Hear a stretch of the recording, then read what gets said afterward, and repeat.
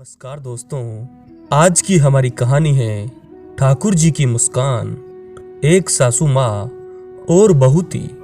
सासू माँ हर रोज ठाकुर जी की पूरे नियम और श्रद्धा के साथ सेवा करती थी। एक दिन शरद ऋतु में सासू माँ को किसी कारणवश शहर से बाहर जाना पड़ा। सासू माँ ने विचार किया कि ठाकुर जी को साथ ले जाने के रास्ते में उनकी सेवा पूजा नियम से नहीं हो सकेगी।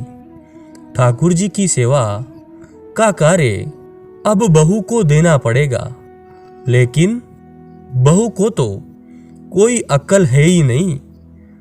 ठाकुर जी की सेवा कैसे करनी है? सासू माँ ने बहू से बुलाया और समझाया कि ठाकुर जी की सेवा कैसे करनी है, कैसे ठाकुर जी का लाड लड़ाना है। सासू माँ ने बहू को समझाया कि बहू, मैं यात्रा पर जा रही हूँ और अब ठाकुर जी की सेवा पूजा का सारा कार्य तुमको करना है। सासू माँ ने बहू को समझाया, देख, ऐसे 3 बार घंटी बजाकर सुबह ठाकुर जी को जगाना, फिर ठाकुर जी को मंगल भोग करना, फिर ठाकुर जी को स्नान करवाना, ठाकुर जी को कपड़े पहनाना, ठाकुर जी का श्रृंगार करना और फिर ठाकुर जी को दर्पण दिखाना। दर्पण में ठाकुर जी का हंसता हुआ मुख देखना। बाद में ठाकुर जी को राजभोग लगाना। इस तरह सासू माँ बहू को सारे सेवा नियम समझाकर यात्रा पर चली गई। अब बहू ने ठाकुर जी की सेवा का कार्य उसी प्रकार शुरू किया जैसा सासू माँ ने समझाया था। ठाकुर जी को जगाया, नहलाया, कपड़े पहनाए, श्रृंगार किया और दर्पण दिखाया। सासू माँ ने कहा था कि दर्पण में ठाकुर जी का हंसता हुआ मुख देखना, बाद में ठाकुर जी को राजभोग लगाना। दर्पण में ठाकुर जी का हंसता हुआ मुख ना देखकर बहू को बड़ा आश्चर्य हुआ। बहू ने विचार किया, शायद मुझसे सेवा में कहीं कोई गलती हो गई है, तभी दर्पण में ठाकुर जी का हंसता हुआ मुख नहीं दिख रहा है। बहू ने फिर से ठाकुर जी को नहलाया, श्रृंगार किया, दर्पण दिखाया, लेकिन ठाकुर जी का हंसता हुआ मुख नहीं दिखा। बहू ने फिर विचार किया कि शायद फिर से कुछ गलती हो गई।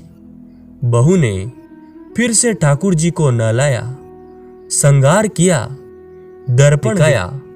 जब ठाकुर जी का हंसता हुआ मुख नहीं दिखा, बहू ने फिर से ठाकुर जी को नहलाया। ऐसे करते करते बहू ने ठाकुर जी को 12 बार स्नान करवाया। हर बार दर्पण दिखाया, मगर ठाकुर जी का हंसता हुआ मुख नहीं दिखा। अब बहू ने 13वीं बार फिर से ठाकुर जी को नहलाने की तैयारी की। ठाकुर जी ने विचार किया कि जो इसको हंसता हुआ मुख नहीं दिखा तो ये तो आज पूरे दिन नहलाती रहेगी। फिर से बहू ने ठाकुर जी को नहलाया, कपड़े पहनाए, श्रृंगार किया और दर्पण दिखाया। बहू ने जैसे ही ठाकुर जी को दर्पण दिखाया तो ठाकुर जी अपनी मनमोहनी मंद मंद मुस्कान से हंसे। बहू को संतोष हुआ कि अब ठाकुर जी ने मेरी सेवा स्वीकार करी। अब यह रोज का नियम बन गया। ठाकुर जी रोज हंसते, सेवा करते करते अब तो ऐसा हो गया कि बहू जब भी ठाकुर जी के कमरे में जाती, बहू को देखकर ठाकुर जी हंसने लगते। कुछ समय बाद सासू माँ वापस आ गई। सासू माँ ने ठाकुर जी से कहा कि प्रभु क्षमा करना, अगर बहू से आपकी सेवा में कोई कमी रह गई हो तो अब मैं आ गई हूं, आपकी सेवा पूजा बड़े ध्यान से करूंगी। तभी सासू माँ ने देखा कि ठाकुर जी हंसे और बोले कि मैया, आपकी सेवा भाव में कोई कमी नहीं है, आप बहुत सुंदर सेवा करती हैं, लेकिन मैया दर्पण दिखाने की सेवा तो आपकी बहू से ही करवानी है। इस बहाने मैं हंस तो लेता हूं। बोलो ठाकुर प्यारे की जय। जय जय श्री कृष्णा। दोस्तों, आपको ये सुंदर कहानी कैसी लगी? अगर अच्छी लगी तो हमारे YouTube चैनल को सब्सक्राइब जरूर कीजिए और ज़्यादा से ज़्यादा शेयर कीजिए। जय श्री कृष्णा।